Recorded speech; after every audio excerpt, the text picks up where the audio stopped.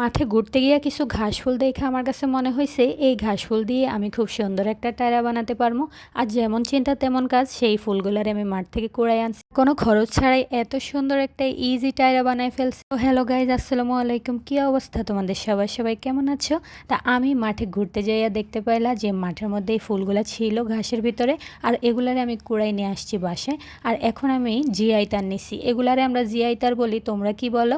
এগুলাকে পেঁচ দিলেই এগুলো মরে যায় আর বাঁকা হয়ে যায়। এগুলো দিয়ে ইজিলি যে কোনো কিছুই তৈরি করা যায়। তো আমি 3টা জিআই তার নিয়ে একটু পেঁচাই নিছি, কারণ এগুলো অনেক চিকন হয়।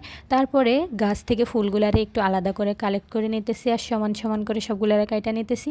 আর এই জিআই তারটারে আমি পেঁচাইয়া গোল করে নিছি আমার মাথার শেপে। দেন আমি এটার মধ্যে খুব ইজিলি আরেকটা চিকন জিআই তার দিয়ে ফুলগুলা কয়েকটা ফুলরে ধইরা ধইরা এভাবে তারের মধ্যে পেঁচাই নিমো পুরো টারের মধ্যে। আর এই কাজটা করতে খুবই ইজি, কোনো হ্যাসেল পোহাইতে হয় না।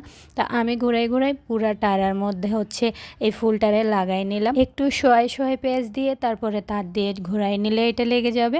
আর এটা লাগানোটা খুবই ইজি। তো এইভাবে টায়রা বানিয়ে কিন্তু বসন্তে খুব সুন্দরভাবে পরা যাবে, আর দেখতে অনেক সুন্দর লাগবে। হোমমেড জিনিসের আসলে তৃপ্তি আলাদা, নিজের হাতে তৈরি কোনো জিনিসের মজাই আলাদা, তাই না? আমার ফুলগুলো লাগানো শেষ, আর দেখতেই পাইতেছো কি সুন্দর লাগতেছে। আর এটা সৌন্দর্যটা আরেকটু বাড়ানোর জন্য আমি আমার ফুলের টব থেকে 3টা রঙিন ফ্লাওয়ার নিয়ে নিছি, আর সেটাকেও তার দিয়ে এখানে পেঁচাই লাগাই দিতেছি, যাতে দেখতে জিনিসটা আর একটু সুন্দর লাগে। নাও ইটস ফাইনালি ডান। আর এটা দেখতেই পাইতেছো যে কত সুন্দর লাগতেছে। এটা পরার সাথে সাথে আমার লুকটাই চেঞ্জ হয়ে গেছে, আর এখন আমার লুকটা পুরাপুরি কমপ্লিট হয়েছে। এতক্ষণ একটা টায়রার অভাবে কিন্তু খালি খালি লাগতেছিল।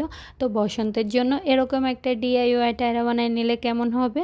সবাই কমেন্ট করে জানাবা যে এই টায়রাটা কেমন হয়েছে, আর সবাই আমার বুদ্ধিটাকে কাজে লাগাবা।